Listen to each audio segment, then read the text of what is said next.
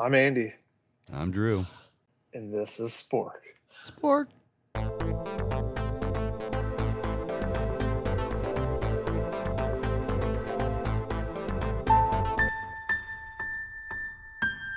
On this episode of Spork, we are going to be discussing, I'd say, the greatest dynasty that never was. Is that fair to say? I think it's fair. Yeah. So we are talking about the Buffalo Bills from 1990 through 1993, the team that famously went to 4 straight Super Bowls, coming away with exactly 0 Super Bowl rings. And I think in this timeline, we're looking at what happens if they win all 4 of those Super Bowls. Yeah. So to set the stage, maybe we'll start with the first season and kind of use that as the tipping point, right? Yeah. So heading into Super Bowl 25 for the 1990 season, the Buffalo Bills were riding high. They had the top offense. They were kind of led by a, say, innovative for the time, shotgun formation that they were calling the K-gun for Jim Kelly. And basically a no-huddle offense that was the highest scoring in the league and was pretty, I'm not going to say unstoppable because of what happened, but it was definitely difficult for opposing defenses. I mean, the AFC Championship game, they had, I think it was 41 points at halftime, or 41-3, and ended up winning 51-3. And yeah, it was, and that was an incredible game when you were offensive performance, and even the game before that, they had 44 points in that game as well. Yeah, and on the opposing side, the Giants had beat the 49ers in the NFC Championship and actually had knocked Joe Montana out of the game. And this was in January of 91. The injuries he suffered were so bad that he didn't play again until December of 92. Yeah, I think it was a cracked ribs. It was a pretty bad sack. So he was out basically most of the fourth quarter, and the Giants had 5 field goals and won 15-13. And you think if Joe Montana doesn't get hurt on that play, he probably propels them over. But that's a spork for another episode, I think. So I think so. But so coming into the game, Bill Belichick was the defensive coordinator for Bill Parcells and the New York's coaching staff. It was basically his plan to take away the effect of Jim Kelly's offense.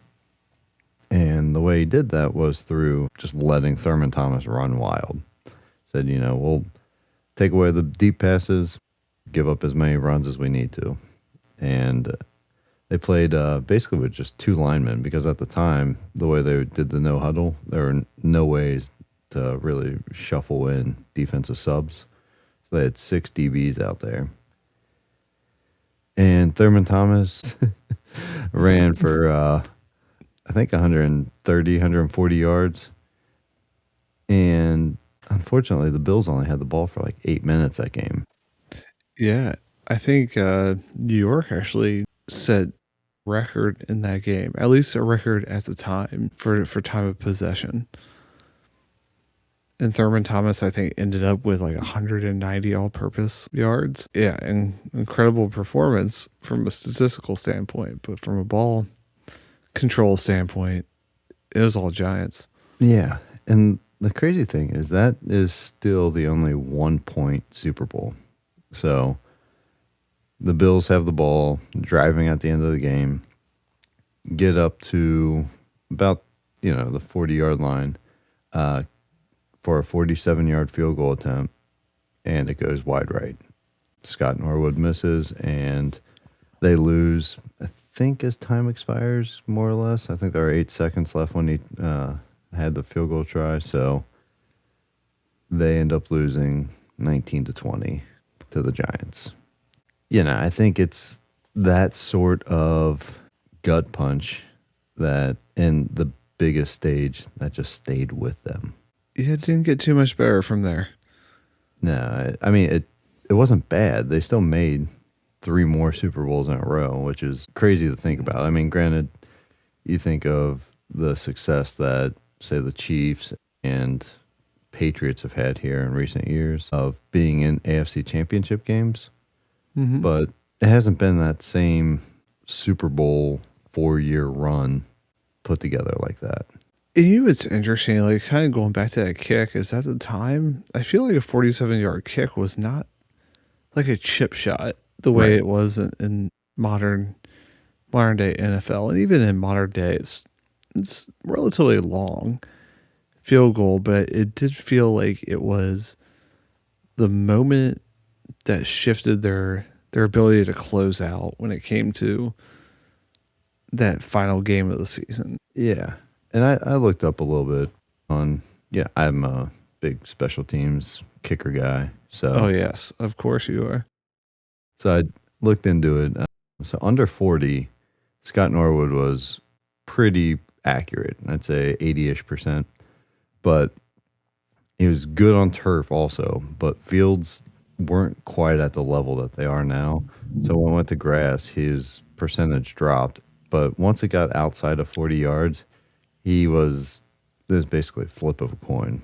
It was more or less 50%. So he had the leg strength to get there at 47, but just not the accuracy. And like you said, kicking, it's not like it is today where they're kicking 75. Right. Exactly. And you had mentioned, I just don't want to forget about it, right? But you were talking about the teams and how you're going to just the fact that they went to 4 Super Bowls is an accomplishment, regardless of win or lose. But looking back at the Super Bowls that preceded this, like Buffalo Bills run, 3 of the 4 losers from the 4 years that preceded it were all the Denver Broncos. Yeah. So they were kind of the Bills before the Bills, when all this was going on. There's something there, and I honestly didn't even see that trend until we started doing the research for this one. Yeah, I think we had talked about that when we were on the John Elway episode. Mm-hmm. Yeah. Because it was kind of like he had his really early success there. And that really wasn't until the late 90s when he was able to, they were finally built an offense around him with Terrell Davis and they had McCaffrey and one of the Sharps, didn't they? Shannon? Yeah, Shannon Sharp. Yeah. Yeah, definitely something. That's where your sharp memory comes in. A little dulled there, but close enough. But, and back on the game, it was one of those games where the playbook and game plan that Bill Belichick actually drew up for it is in the Hall of Fame now. Bill Belichick's not, but his game plan from this game is, which I thought was interesting. But, it's one of those things from Super Bowl lore that kind of lives on where, you got this team scoring 41 points in the first half in the AFC Championship game coming into the Super Bowl, and they have the ball for, less than a third of the time and only get 19 points.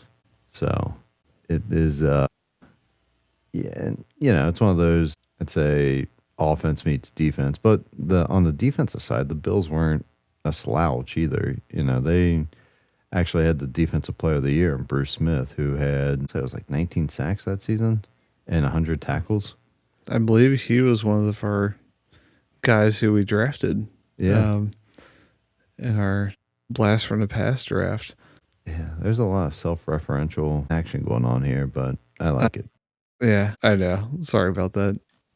So yeah, I think they ended up having like the 6th ranked defense versus the 1st ranked defense, and the Giants coming into it really weren't, I'd say, the offensive juggernaut. I think they had a backup quarterback going into the game too, and they just kind of rode their running back Otis Anderson and had a great game plan and executed to perfection, really.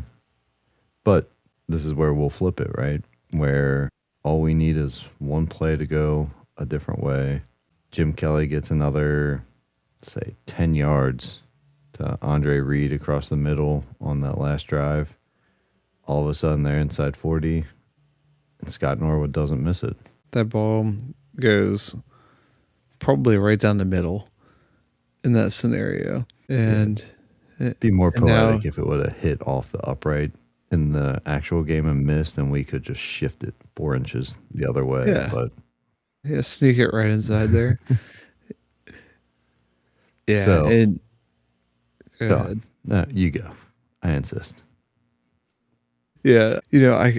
I think about that, right? Because there's a psychological point to this. I think we've seen it a little bit with some of the current teams that are struggling to kind of get over the edge. It's like when they get to the playoffs, they kind of crumble, and it may not always be in the first game, but eventually down or throughout the playoffs, there becomes this, I'm in a big moment,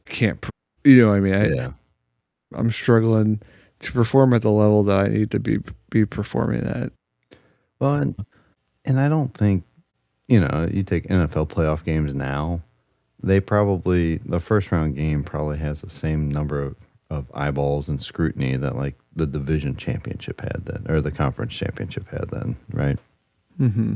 So, I think it's just different levels. And, I don't think there's anything leading up to the Super Bowl that could prepare you for the level of scrutiny at that time that you get in the Super Bowl. Whereas now, it's a media circus, but so is the college football playoff. So is Thanksgiving Day. So is opening weekend. Like, it's like it's always this ever-present media now that isn't or wasn't as pervasive then. Yeah, but for sure. No, I think it does, and you see it in golf sometimes, the yips, right? Yeah, for sure. And so we cure that, and they go on to win, and they get kind of that champion moxie, right? Yeah. That probably might come up here soon, but that Joe Montana had, right? Where he just, once he got to that game, it felt almost inevitable. Well, you know that you can win. When you see it, it changes everything, right? And I think that's really what they missed, because the next year they come in, they make it all the way to the Super Bowl. I mean, I guess we could recap the season a little bit, but it's like jumping ahead. Yeah. The way that game started, so the next year is they're playing against at the time the Washington Redskins, and they're down 17-0, and they got down. So yeah, that's right. Yeah, so they went all the way. They got down to 24-0, and it's like where one Super Bowl left off, the next one began. Yeah, they were kind of. It felt going back and looking at it like they were in their heads, and they just couldn't get over that hump. They ended up closing the gap a little bit, but when you're down 24-0, unless you're the Patriots, you're out of it. The game's over. Yeah. Yeah, I mean, and it wasn't until, ironically, a made field goal, a 21-yarder, but by Scott Norwood with 12 minutes left in the third quarter when they finally scored. And it was 24-3 at that point. So, and they scored 24 points kind of in that last half of the game to make it look somewhat respectable. 37-24 final score, but it obviously the score tells a different story than what actually happened there, right? Was there anything specific about that game that you were interested in? I mean, so Jim Kelly it was almost like he was fighting the previous Super Bowl.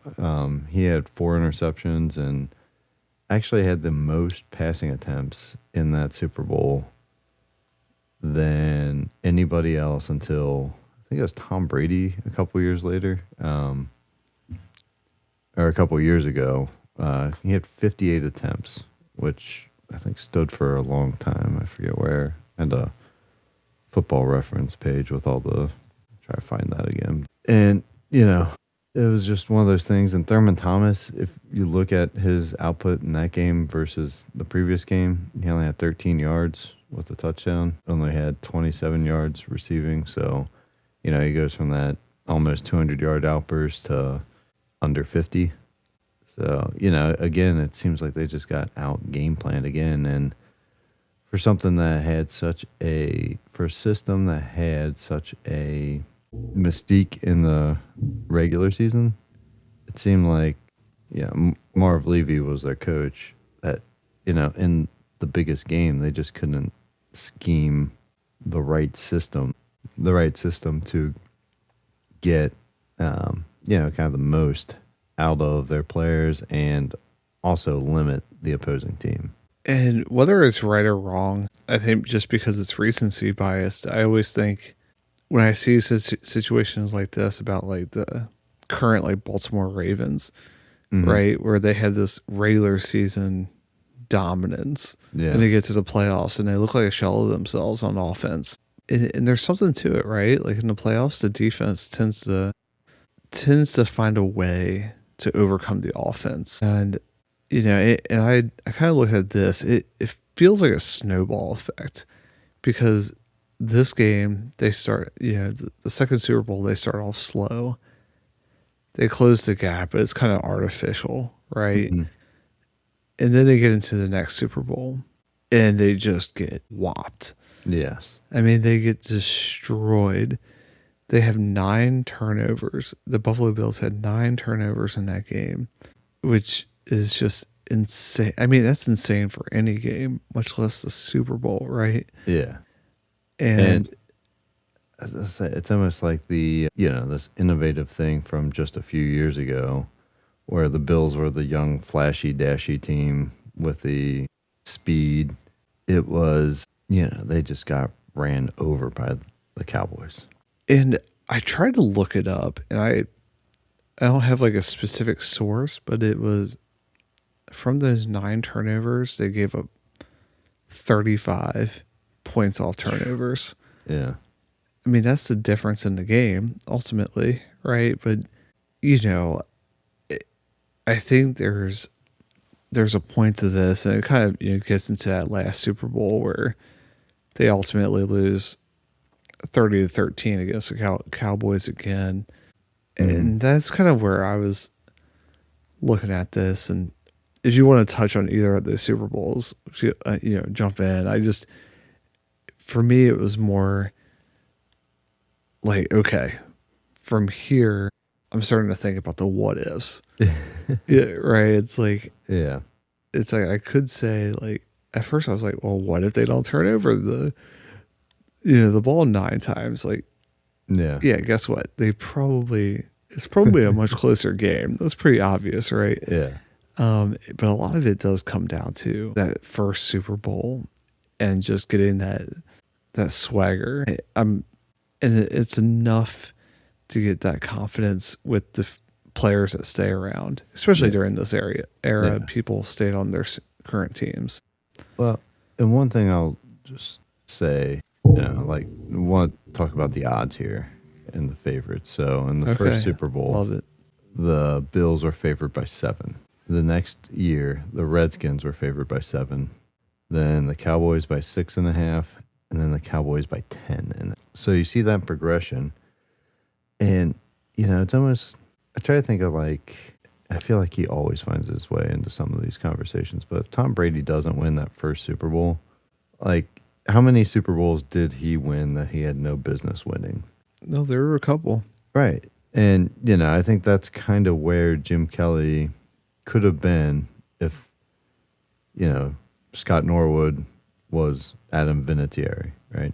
All of a sudden that flips and a switch mentally that's, I can do this. Yep. And for sure.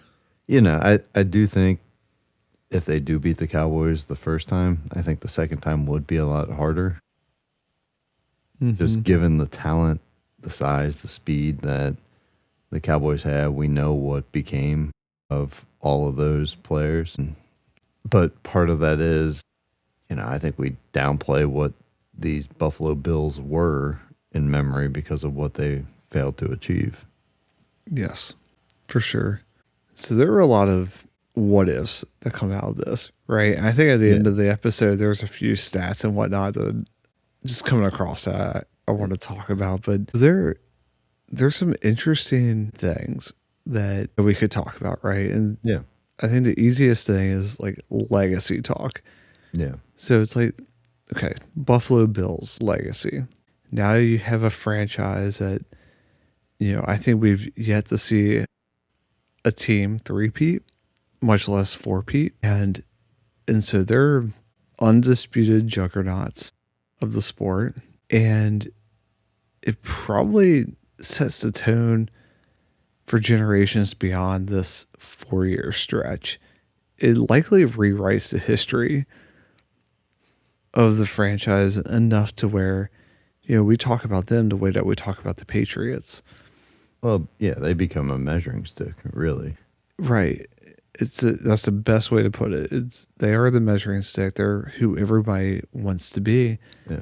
Except now we talk about them as like, we don't want to be the Bills. Like, we're really good, but we just can't win. I mean, and to be honest, if you put a number on it, probably 2-2 doesn't get it. It has to be at least 3-1. It probably has to be 3 in a row. Just trying to think of like it's got to be those first 3 at least to kind of do that. And then, you're thinking of Jim Kelly as mentioned before, but like a Joe Montana type figure, really, that's leading these teams. And, kind of now he's in that conversation with Montana, Kelly, Brady, Mahomes in terms of Super Bowls at this point. Yeah. So I thought a lot about the quarterback legacy, and I actually went as far, like I was looking at just passing yards and leaving it there. And it's like, at first I was kind of downplaying what Jim Kelly did as a quarterback, because I was like, okay, well, he's number 35 on the passing yards list. But then I was like, oh, he played for like 10 or 11 seasons, which is fewer, far fewer than a lot of these guys, right? Like the people who played in the same era, like Joe Montana. Joe Montana played for 15 or 16 seasons.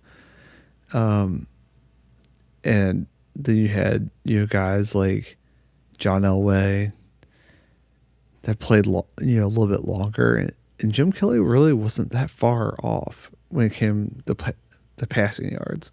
And so, he probably does he probably is the revered at an equal or higher level than Joe Montana for the time because of that little bit of a condensed period that he does it. Right. And I don't know, the more I dug into it, I was like, oh, this is pretty impressive for this era. It wasn't like he was shattering record books with touchdowns or anything like that, but just this consistency of dominance for that 4 or I want to say like 7-year or so period, like 6-year period. It's pretty impressive. Yeah. And I mean, this is also the time when you got John Elway, Dan Marino, who are, Elway was in 3 Super Bowls here recently. Marino, famously, most people know his Super Bowl lack of records. And but I think what he was doing would obviously, with a Super Bowl win, and what that does to his mindset going into the following seasons, it would be interesting to see how that would alter the course there.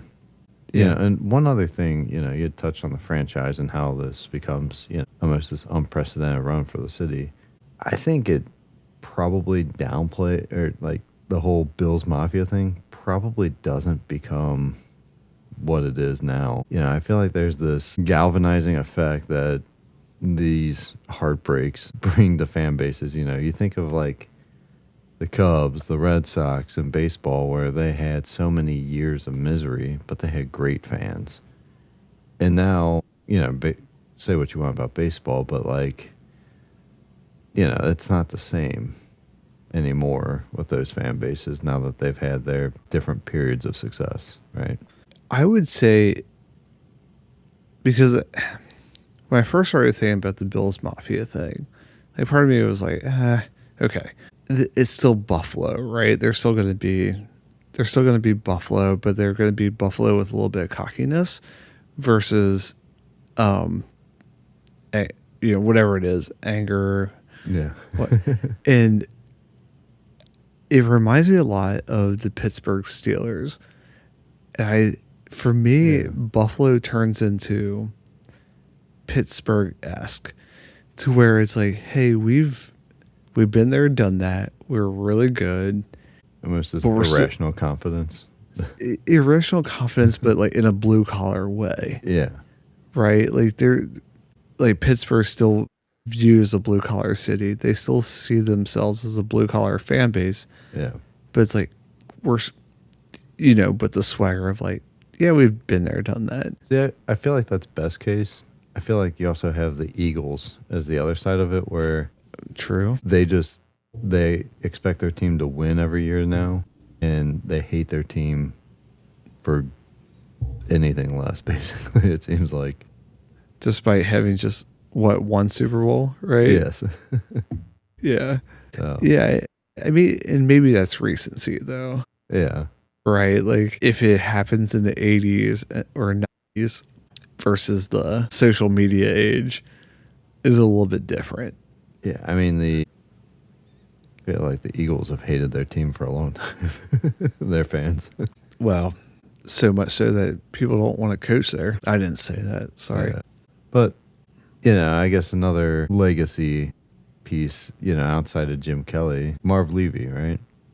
You know, all of a sudden he goes from a footnote in NFL history, and now he's going to be probably ahead of like Joe Gibbs and Bill Parcells, and maybe in the same vein as like Vince Lombardi at this point. If you have or that even sort above.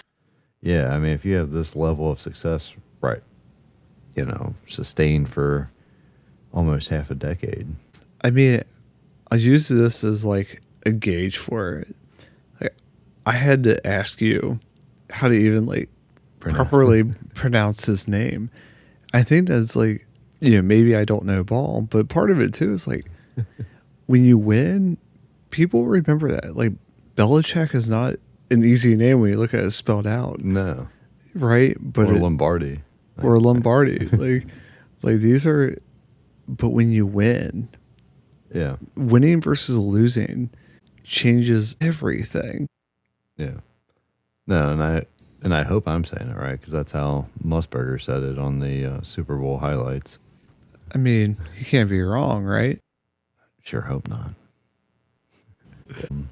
It really, though, those were probably, you know, Jim Kelly, you know, and Marv Levy, like, they're probably the two that people would talk about the most, right? The quarterback and the coach, because those are the two, you know, face of the franchise sort of positions. But it really changes the legacy of a lot of these other guys too.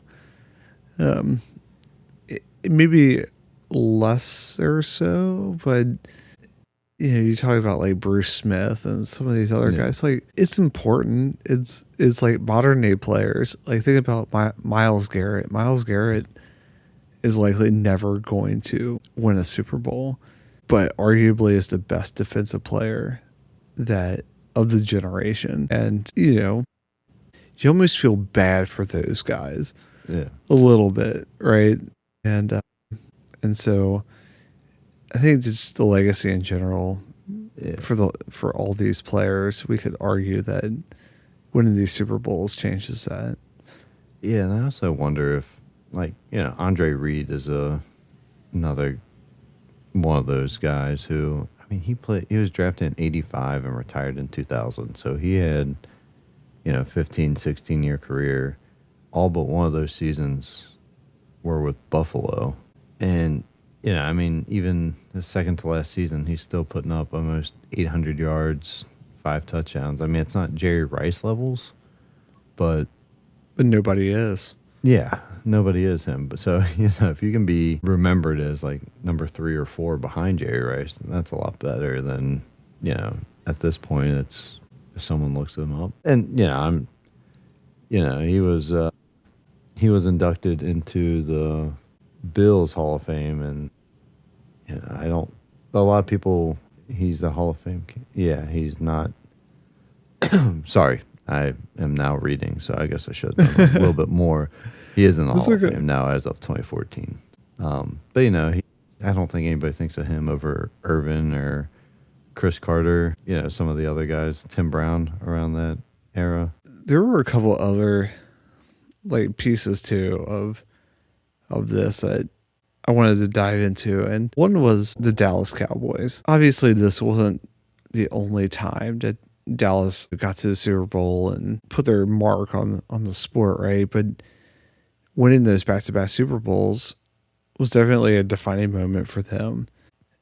And I keep thinking, like, are they now looked at like way differently if they're on the flip side of those Super Bowls? Like, if they start losing back-to-backs, Yeah. is there, a quicker fallout from that franchise? Because you think about Troy Aikman, we put him in this, elite status, a Hall of Famer. Yeah. But, statistically, he wasn't like, he was a top 50 quarterback, which is great. But if he doesn't win the Super Bowls, is he a Hall of Famer? I don't know. No, I don't disagree with that. It is, when you start thinking about the negative impacts to the positive legacies that, this could undo. Yeah, I think he's definitely one of them. And the Cowboys franchise, because without that, they do win in 96. So they have kind of a 3 Super Bowl and 4-year run there from 93 through 96. And I think that whole taking 2 of those away, it kind of reshapes that entire outlook for them. And, I think they became America's team probably more in the 70s, I feel like, right? They had 2 Super Bowls, 72 and 78. But, I think they probably, that star loses a little luster, right? Exactly. So, another weird thing looking at this, just, not just the Cowboys, but the NFC has a run from, Super Bowl 19 in the 84-85 season all the way until 31 in 97 where they win. There's no AFC team for, what was that, 13 seasons until the Broncos went back-to-back with John Elway. I mean, it is, kind of it's just odd, like seeing the way that shook out for that, almost decade and a half, to have that level of dominance on, so one-sided in the league. Yeah, I had not like gotten into that that far, but it's an interesting look at it all. So I was just going through seeing if there are any other alternate scenarios we can get into. I mean, I think you could look at, if that backfires, win Super Bowl 25 of, Belichick's plan, and, maybe Thurman Thomas goes for 250 yards instead of 190. What does that do to his legacy, right? Like how's that shift his career prospects if he's always got that kind of hanging over him? But it's funny that you said that because I was just going through and I was like, that's the one we didn't hit on. Yeah. Is Belichick. Yeah. So what's interesting, right, is like everybody can make mistakes. It's just sometimes your mistakes come at much larger consequences. And I think people would definitely respect that he took a chance to try to slow down this prolific offense. But when you fail on the biggest stage and you're not like, when you're maybe a little bit more replaceable, you typically get replaced. So reputation aside, it's like, does he still become a head coach? Probably, but does he become a head coach in a place like New England? I'm not certain. Yeah, because I mean, he was with Parcells, who took him with him, basically, right, all the way through, right? And he was there with the Patriots with Parcells, and I guess he did get a head coaching job out of this with the Browns, and then that did not go well, right? No. So then he went back to Bill Parcells to be with him at the Patriots, and then to the Jets. So yeah, so I guess looking at the timeline, going to the Browns probably makes sense. Like either way. Yeah. It's just, do the Browns actually hire him, or does he have to wait another year to kind of get himself past recency bias? Yeah. Yeah. I was looking at his Browns record. He did have 11-5 season in 94, but outside of that, he was 36-44 total. So yeah, it's actually a lot better than a lot of people do at the Browns. Yeah, almost 500. Yeah, not bad. We're allowed to say that. We're Bengals fans. I mean, he did so poorly that they moved the team to Baltimore. Exactly. Granted, the Browns played another game in Cleveland before Belichick became a head coach again. So, for what that's worth, they played in '99. He wasn't a head coach till 2000. So, there you go. Yeah. Do you think that this style of offense that the Bills played for these seasons takes hold more widespread if they win that first Super Bowl? Probably. And just because it's one of those things where I think the offensive coordinator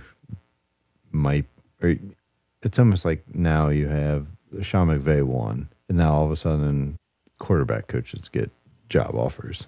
Right. Or become head coaches, so it's almost one of those things where success breeds this want to take people away from that coaching staff. And I feel like that kind of makes it proliferate out more quickly. Right. But the thing that'd be hard is the level of conditioning, like for all the players. That I think would be hard to replicate, to have your offensive linemen ready for that style of offense when it wasn't as, now it's probably not too hard because of how college plays. It's a little more up-tempo. Whereas back then, trying to get your linemen to play that style would be I'm sure it was difficult. It's almost a system that you got to draft for. Maybe it speeds up the timeline of what we're seeing now. Yeah. And because I know there's like the more NFL teams that get domes and whatnot, like there's a big talk around speed and just conditioning in general. And so does it take it from, hey, we're not doing this in the 90s, or sorry, we're going to start this in the 90s, and then by the time we get to now, is the game going back to what it was because it's too fast? Yeah. Well, and this was also, kind of the time when I think the West Coast offense was, becoming more of a thing, right? Because I think that's what Ken Anderson and the Bengals used to get to their success. I think you had obviously the Niners playing that style. Marino was slinging the ball everywhere. All right. We saw, oh man, the guy that was in front of Favre. Do you remember his Dan Mikowski? You know, he put up like 5,000 yards. Warren Moon put up 6,000, I think, this season. Or something crazy like that.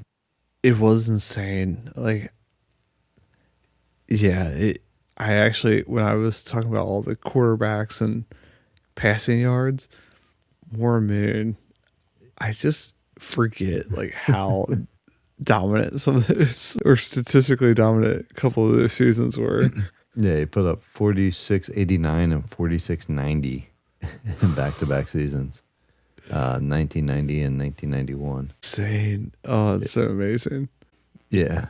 So, but it didn't lead to success though. I mean, you know, he was 8-7 in 1990. He was 11-5 in 91, but you know, so I think it might even out.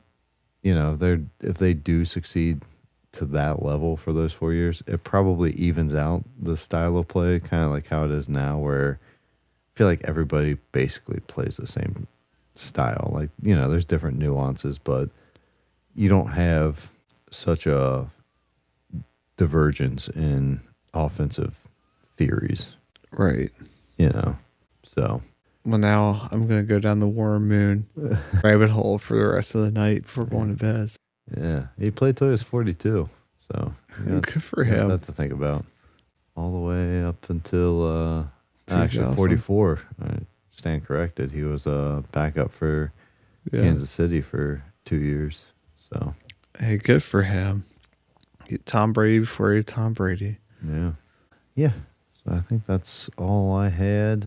Yeah. You got anything else you think this makes Buffalo fans sad or? Yeah, the thing is, I keep telling myself that Buffalo has a lot to look forward to because of who their quarterback is. Yet they just fired their coach and they still haven't been able to get over the hump. I mean, the NFL is hard.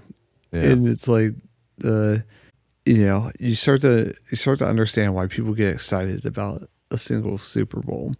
Because it's just that difficult for some of these franchises to get over the hump.